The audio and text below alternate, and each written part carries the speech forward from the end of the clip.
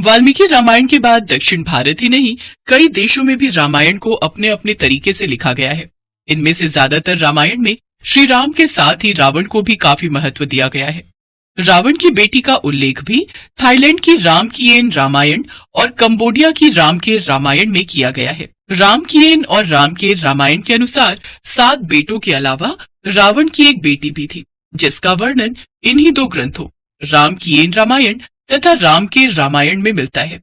रावण की बेटी सुवर्ण मत्स्य का शरीर सोने की तरह दमकता था, इसलिए उनको सुवर्ण मच्छा अथवा स्वर्ण जलपरी भी कहा जाता है। प्रचलित लिखित कथा में वर्णन है कि एक बार रावण की बेटी सुवर्ण मच्छा को जब हनुमान जी से प्रेम हो गया।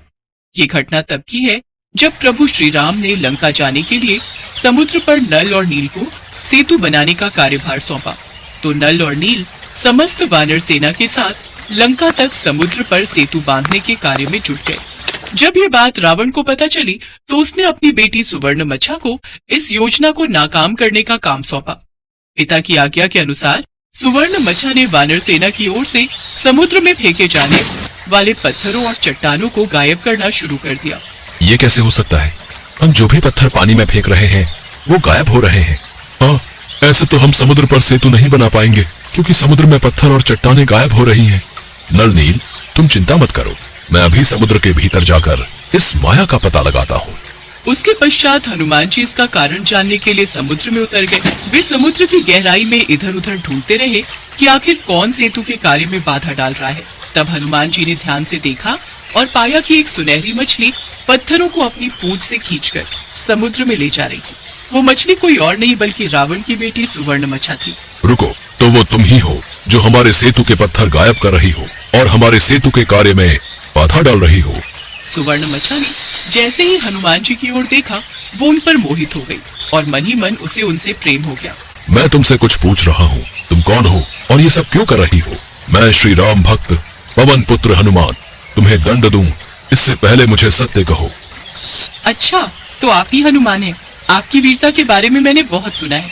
आज आपके शुभ दर्शन भी हो गए। हे वीर हनुमान, मैं अपने पिता लंका नरेश महाराज रावण की आज्ञा का पालन कर रही।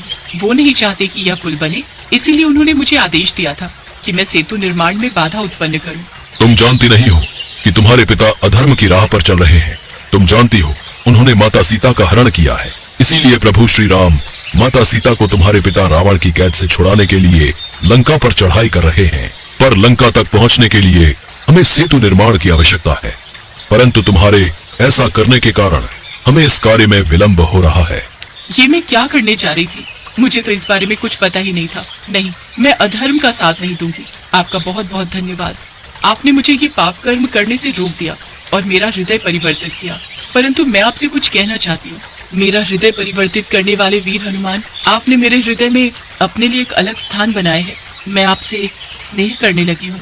हनुमान जी सुवर्ण मच्छा के हृदय की बातों को समझ रहे थे।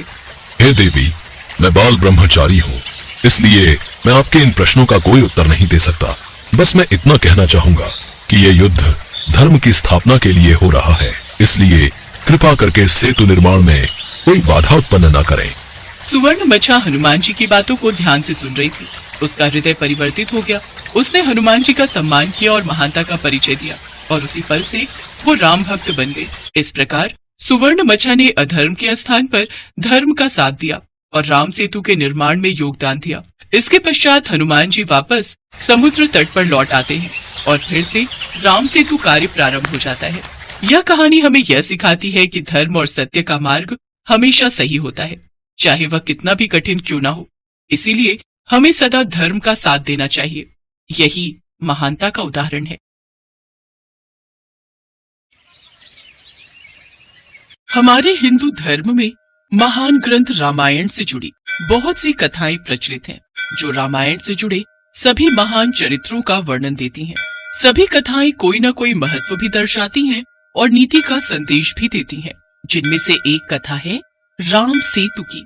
कहा जाता है कि जब लंकापति राजा रावण माता सीता का हरण करके लंका ले गया, तब भगवान श्री राम ने लंका पर चढ़ाई करने के लिए वानर राज सुग्रीव से सहायता ली थी। तब वानर राज सुग्रीव और हनुमान जी सहित सभी वानर सेना ने प्रभु श्री राम का साथ दिया, पर प्रभु श्री राम को लंका पहुंचने के लिए समुद्र को लांघना था।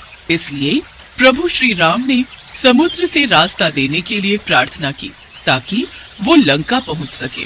प्रभु श्री राम को समुद्र से प्रार्थना करते हुए 3 दिन बीत गए, लेकिन समुद्र नहीं माना। तब श्री राम को उस पर क्रोध आ गया।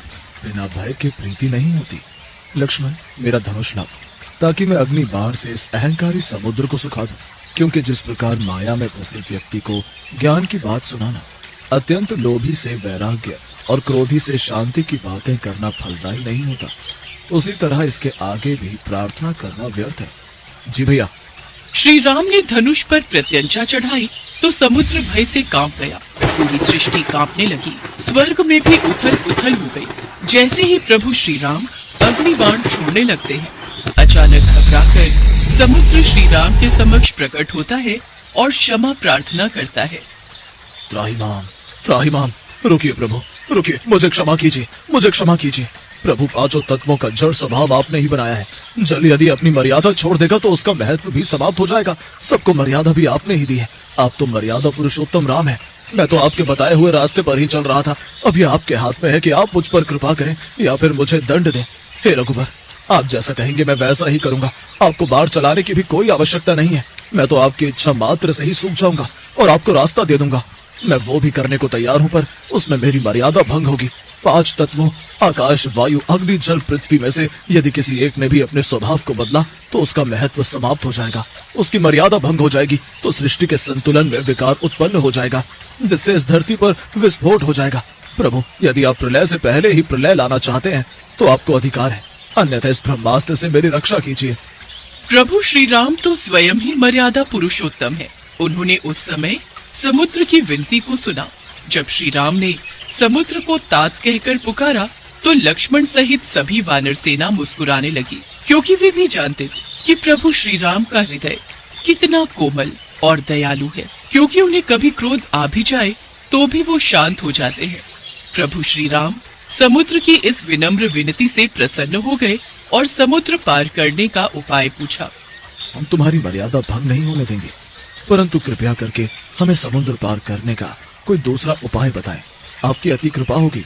वानर राज सुग्रीव की सेना में नल और नील नाम के 2 महाप्रतापी महाशक्तिशाली वानर उपस्थित हैं। नल और नील जब छोटे थे तो ऋषि मुनियों को अपनी शरारतों से बहुत परेशान किया करते थे और अक्सर उनकी वस्तुओं को समुद्र में फेंक देते थे।